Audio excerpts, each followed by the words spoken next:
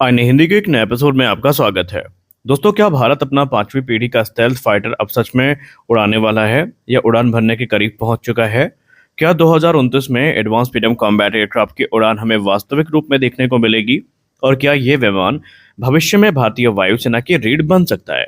दोस्तों, रक्षा मंत्रालय द्वारा जारी किए गए advance medium combat aircraft mark 1 के रिक्वेस्ट फॉर प्रपोजल यानी आरएफपी ने पहली बार इस पूरे कार्यक्रम की जो विस्तृत टाइमलाइन है वो दुनिया के सामने रख दी है। और अब ये साफ हो गया है कि अगले 7 वर्षों में भारत इस विमान को डिजाइन, विकसित, परीक्षण और उत्पादन के लिए तैयार करने की योजना भी बना चुका है।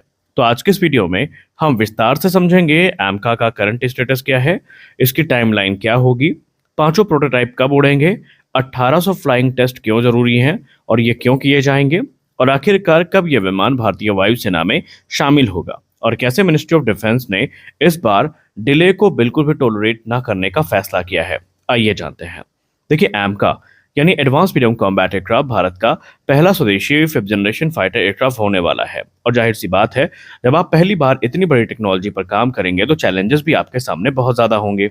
इसे एरोनॉटिकल डेवलपमेंट एजेंसी और defence research and development organisation द्वारा संयुक्त रूप से विकसित किया जा रहा है, जबकि हिंदुस्तान एरोनॉटिक्स लिमिटेड आगे चल के इसके प्रोडक्शन का कार्यभार संभाल सकती है। फिलहाल प्रोटोटाइप फेज से एचएएल को अलग कर दिया गया है और ये जिम्मेदारी जो प्राइवेट प्लेयर्स हैं इनको दे दी गई है। ये विमान कई अत्याधुनिक तकनीकों से लैस होगा, जैसे कि इसमें हमें स्टेल्थ डिजाइन देखने को मिलेगी, इंटरनल वेपन बे देखने को मिलेगी, सुपर क्रूज कैपेबिलिटी देखने को मिलेगी, एसा रडार देखने को मिलेंगे, सेंसर फ्यूजन देखने को मिलेगा और नेटवर्क सेंट्रिक जो वॉरफेयर कैपेबिलिटीज हैं ये भी यहाँ पर देखने को मिलने वाली हैं। इसमें हमें उन्नत इलेक्ट्रॉनिक वॉरफेयर सिस्टम भी देखने को मिलेगा। एडवांस मीडियम कॉम्बैट एयरक्राफ्ट का उद्देश्य भविष्य में SU-30 MKI और मिराज 2000 और जगुआर जैसे विमानों का स्थान लेना है, या यूं कह लें उनको रिप्लेस करना है। हाल ही में भारत के रक्षा मंत्रालय ने advance medium combat aircraft mark 1 के लिए जो विकास और निर्माण के लिए रिक्वेस्ट फॉर प्रपोजल है वो जारी कर दिया है। ये एक सामान्य दस्तावेज नहीं है। इसमें पहली बार सरकार ने स्पष्ट समय सीमा निर्धारित करी है कि कब कौन सा काम पूरा किया जाएगा। सरकार इस बार पुराने रक्षा प्रोजेक्ट जैसी देरी नहीं चाहता है, इसीलिए कड़े जो माइलस्टोन है और संभावित जो दंडात्मक प्रावधान है वो भी यहाँ पर शामिल किए गए हैं। आइए जानते हैं हम टाइमलाइंस के बारे में।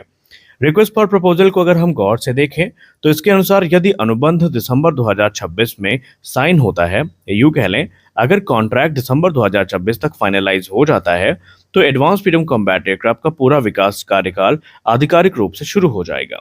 इसके बाद हर चरण को निश्चित समय सीमा के भीतर पूरा करना होगा और अगर कोई डिले होती है तो इसके लिए जो दंड का प्रावधान है वो रखा गया है। शुरुआत करते हैं पहले माइलस्टोन से या पहले चरण से, जो कि होगा डिटेल्ड प्रोजेक्ट रिपोर्ट।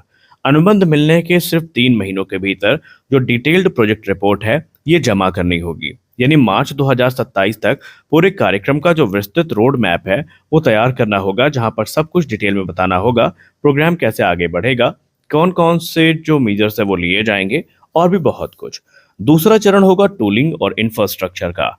9 महीने के भीतर टूलिंग, जिग्स, फिक्सचर्स और उत्पादन जो अवसंरचना है यह तैयार करनी होगी, यानी यह वो आधारभूत ढांचा होगा जहां पर एडवांस मीडियम कॉम्बैट एयरक्राफ्ट के हिस्सों का निर्माण शुरू होगा और ये भी एक निश्चित टाइमलाइन के अंतर्गत करना होगा। इसमें कोई भी डिले बर्दाश्त नहीं की जाएगी।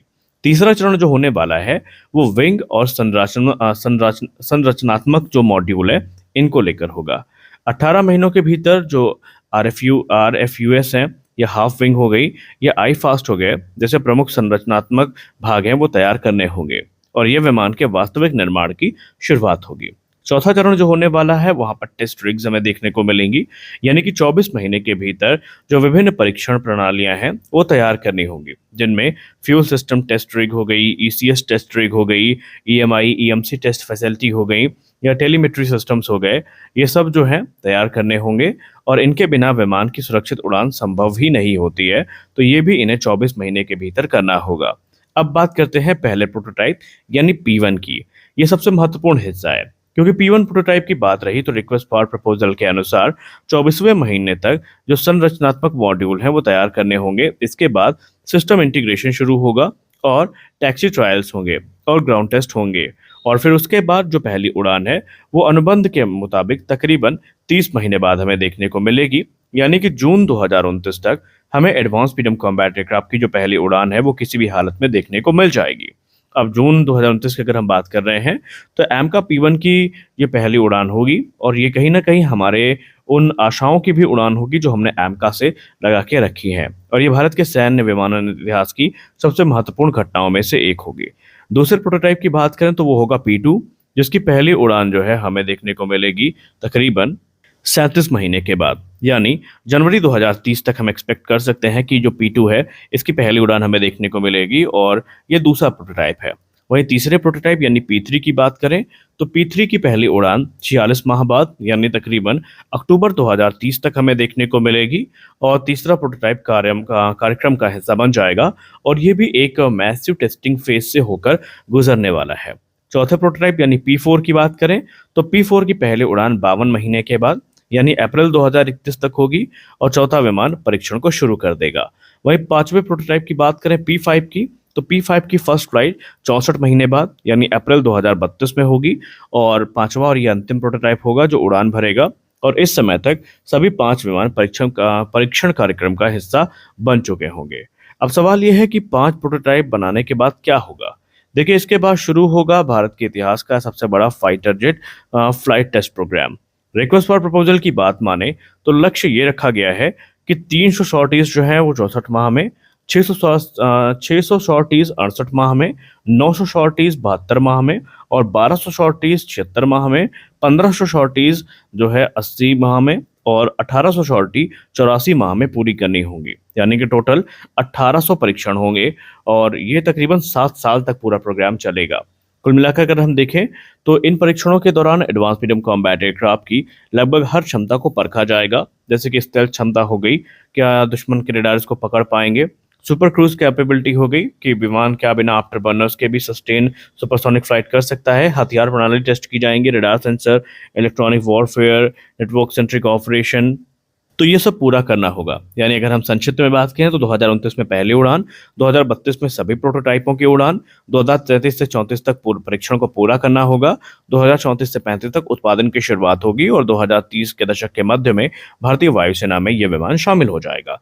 तो दोस्तों, एडवांस मीडियम कॉम्बैट एयरक्राफ्ट सिर्फ एक फाइटर जेट नहीं है, ये भारत की तकनीकी क्षमता, आत्मनिर्भरता और भविष्य की जो वायु शक्ति का प्रतीक है, और इसीलिए इस प्रोग्राम को काफी फास्ट ट्रैक करने का प्रयास किया जा रहा है। तो हम आशा करते हैं कि ये वीडियो में आपको एमका से जुड़ी बहुत महत्वपूर्ण जानकारियां देखने को मिली होंगी। और आपको क्या लगता है, क्या हम इस एग्रेसिव टाइमलाइन को पूरा कर सकते हैं? क्या ये टाइमलाइन हमारे लिए प्रैक्टिकली पॉसिबल है? आप इसको लेकर क्या सोचते हैं, हमें ज़रूर बताएं। तो आज के इस वीडियो में बस इतना ही। मिलते हैं अगले वीडियो में कुछ और अपडेट्स के साथ। तब तक के लिए जय हिंद।